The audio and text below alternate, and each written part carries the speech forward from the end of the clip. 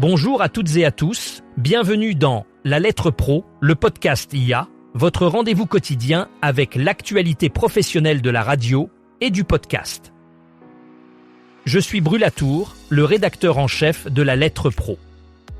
Aujourd'hui, nous allons explorer plusieurs sujets intéressants. CBC étend sa présence locale avec 11 nouvelles stations et l'embauche de 33 journalistes. L'INA Campus ouvre ses portes aux futurs professionnels et bien plus encore.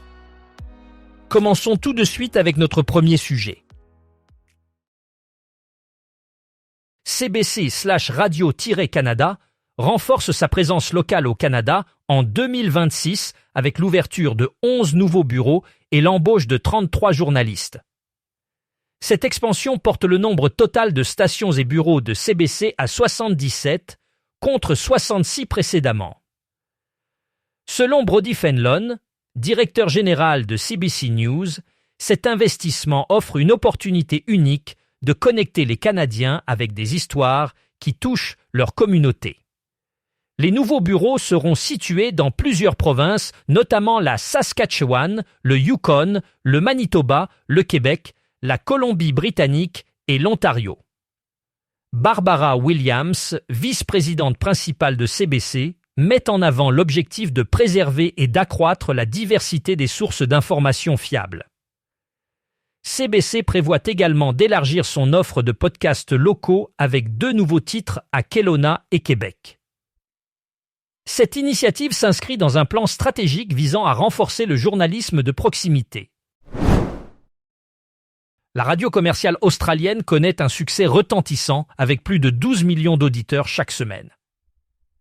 Ce chiffre impressionnant représente une part significative de la population australienne, soulignant l'attrait persistant de la radio dans un paysage médiatique en constante évolution.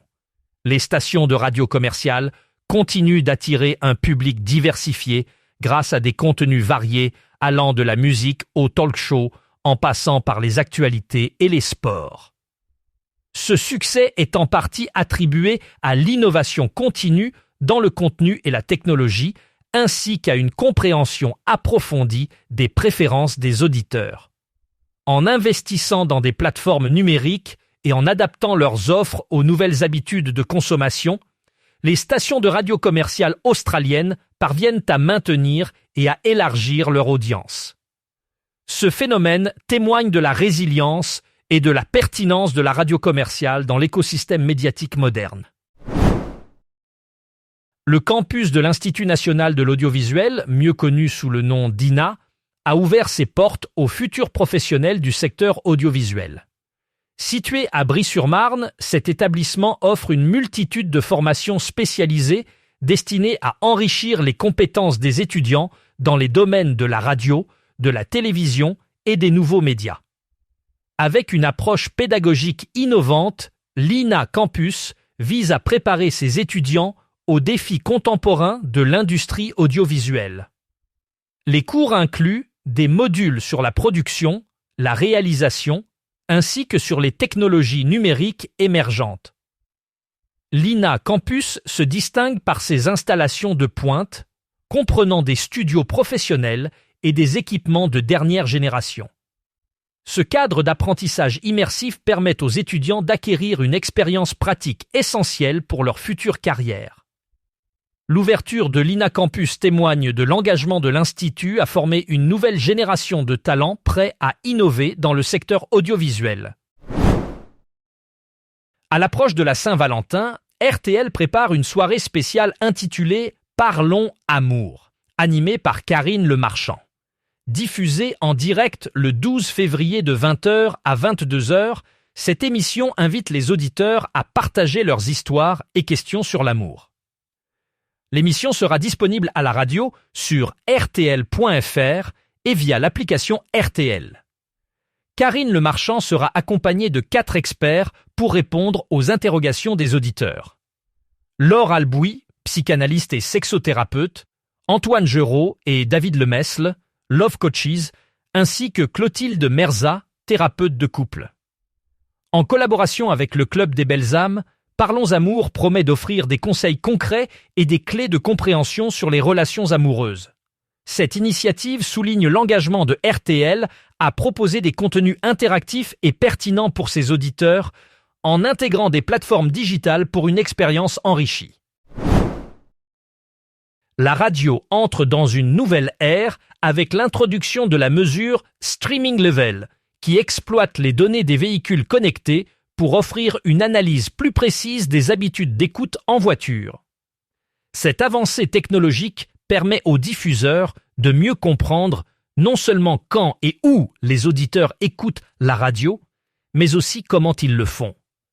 Grâce aux insights fournis par ces données, les stations peuvent ajuster leur contenu et leur stratégie pour mieux répondre aux attentes des auditeurs en mobilité.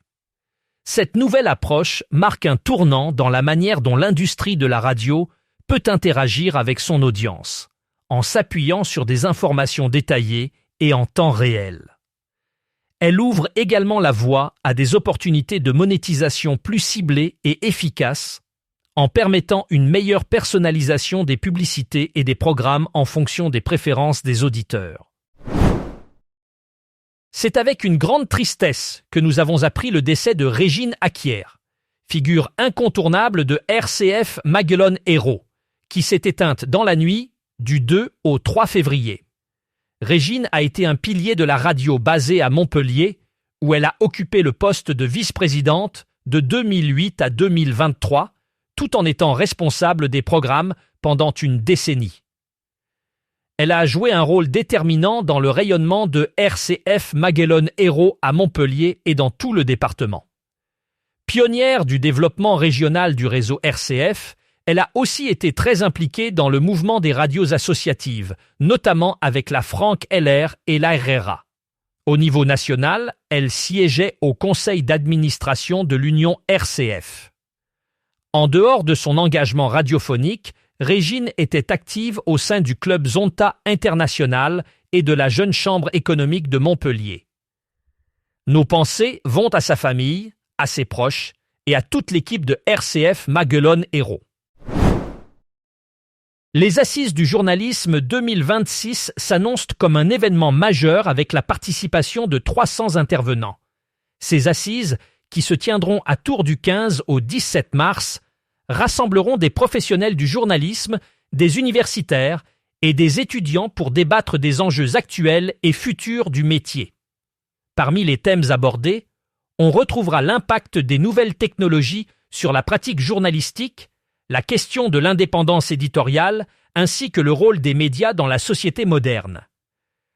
Les participants auront l'occasion d'assister à des conférences, des ateliers et des tables rondes offrant une plateforme d'échange et de réflexion sur les défis du secteur. Cet événement est également une opportunité pour les jeunes journalistes de rencontrer des professionnels expérimentés et de s'inspirer de leur parcours. Les Assises du journalisme 2026 promettent d'être un moment fort pour la profession, favorisant le dialogue et l'innovation. Radio Laser, une station bien connue pour son engagement envers la communauté et son approche innovante, a récemment dévoilé un nouveau logo pour symboliser son avenir. Ce changement marque une étape importante dans l'évolution de la station, qui souhaite moderniser son image tout en restant fidèle à ses racines. Le nouveau logo intègre une palette de couleurs vives et des formes dynamiques, reflétant l'énergie et la diversité de sa programmation. Cette refonte visuelle s'inscrit dans une stratégie plus large visant à renforcer la présence numérique de Radio Laser et à attirer une audience plus jeune et plus connectée. La station espère que ce nouveau look encouragera les auditeurs à découvrir ou redécouvrir ses émissions qui couvrent une variété de sujets allant de la musique locale au débat communautaire.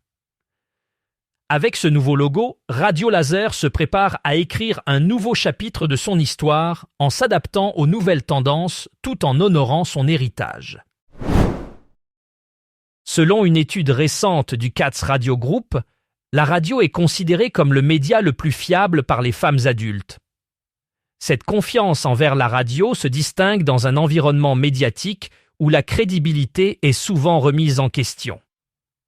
Les résultats de l'étude montrent que les femmes adultes préfèrent la radio pour son authenticité et sa capacité à fournir des informations pertinentes et de qualité. Cette perception positive est renforcée par la diversité des contenus proposés par les stations, allant de la musique aux informations locales et nationales, en passant par les programmes de divertissement. En outre, la radio est perçue comme un compagnon fidèle tout au long de la journée, offrant une expérience d'écoute personnalisée et engageante. Ces insights soulignent l'importance continue de la radio en tant que média de confiance, capable de répondre aux attentes des auditeurs et de s'adapter aux évolutions technologiques. Voilà qui conclut notre épisode du jour. Pour en savoir plus sur ces sujets passionnants, rendez-vous sur notre site lalettre.pro. Vous pouvez aussi vous abonner à notre newsletter quotidienne pour ne rien manquer de l'actualité de la radio et du podcast. Merci d'avoir été à l'écoute et à très bientôt pour un nouvel épisode de La Lettre Pro, le podcast IA.